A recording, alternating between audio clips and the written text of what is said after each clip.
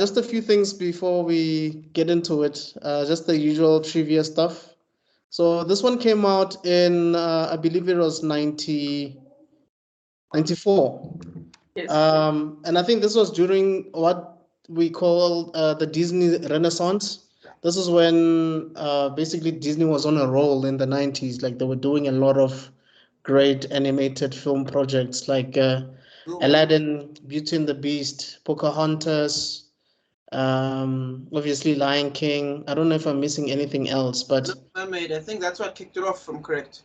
right, The Little Mermaid. And I think at this time, you guys can correct me if I'm wrong, this is when Jeffrey Katzenberg was heavily involved in these projects. Yeah. Just before he left to go to DreamWorks. Yeah.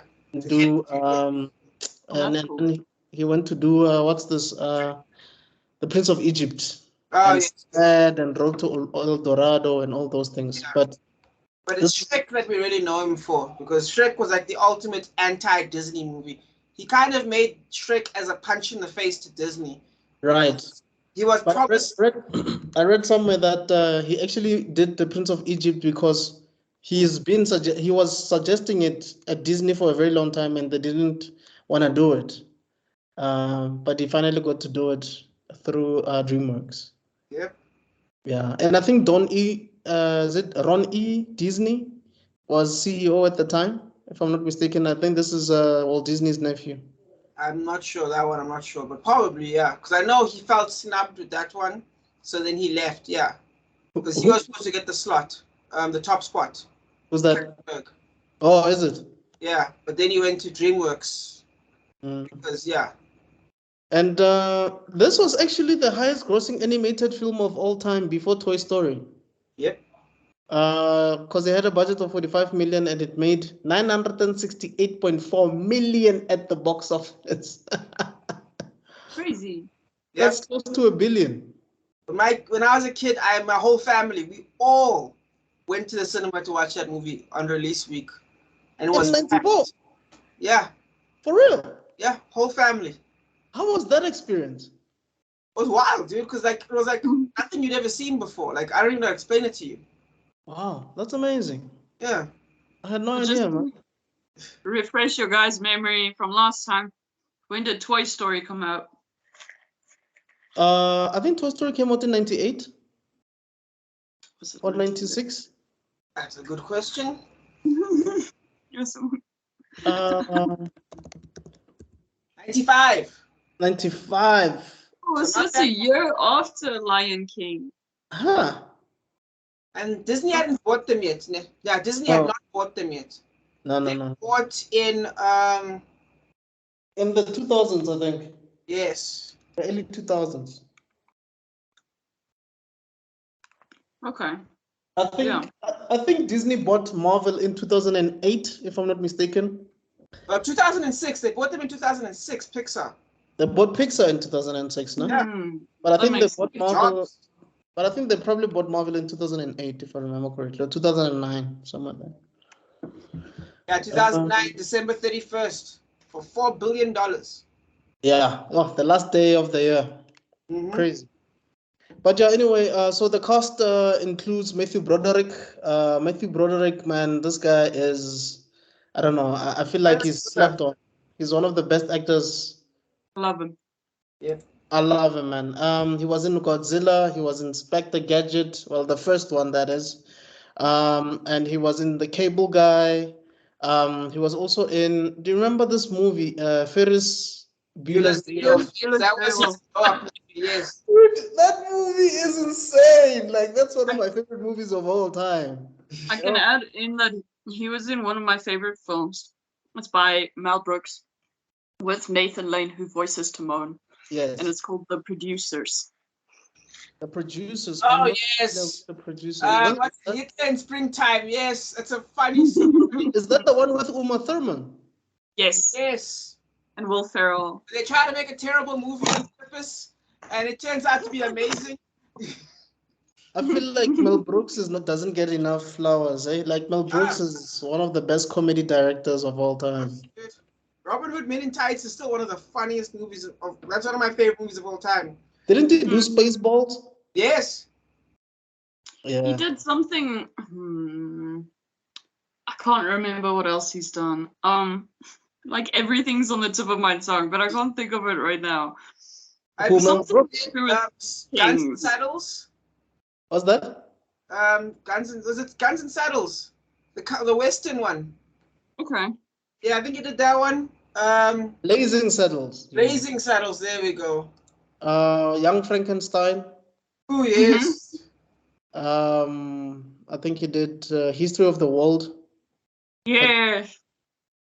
Part 2. Yeah. So he's really No good. part 1. There's no part one. My And dad then- introduced me to Mel Brooks.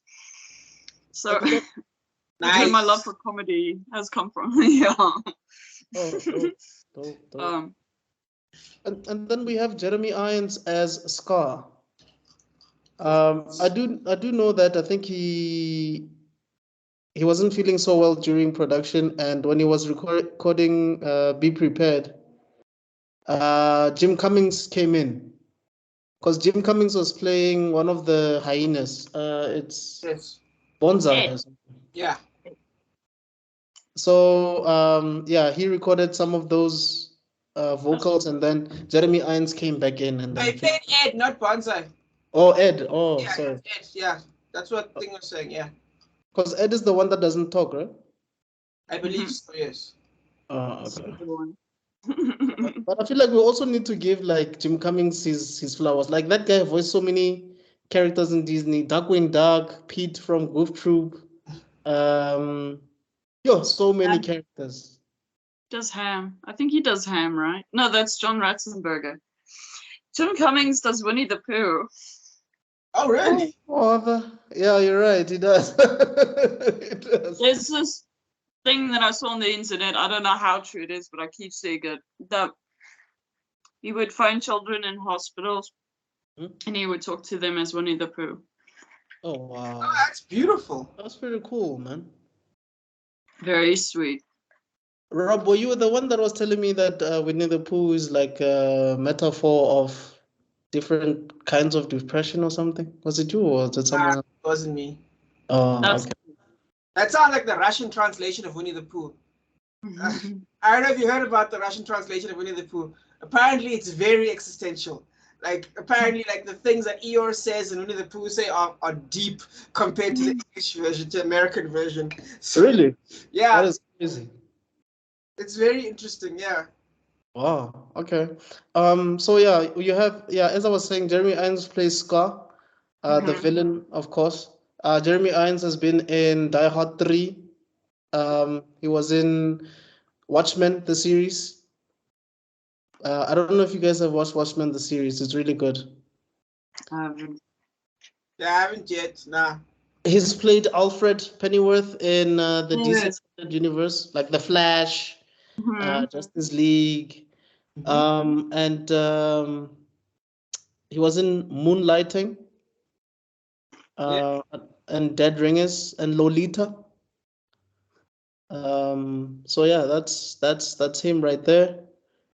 And then you have James L. Jones, probably one of the most prominent voices in all of Hollywood. Eh? Yeah. I wonder what he's been in. So yeah, he provided the voice of Darth Vader. Obviously, he voices Mufasa. He's been in Coming to America as the dad. He did I think he did a stage play of Fences back in the day. He was in Conan the Barbarian. I don't know what else. That's the greatest. He did one with Robin Williams, Angriest Man in the World, where like Robin Williams in a hurry. It's one of the funniest scenes you ever seen. Where like Robin Williams in a hurry, and then you just see James Earl Jones doing slow motion. It was just you have to watch the movie. But anyway, World's Angriest Man, Robin Williams, James Earl Jones shows up for a scene. Brilliant.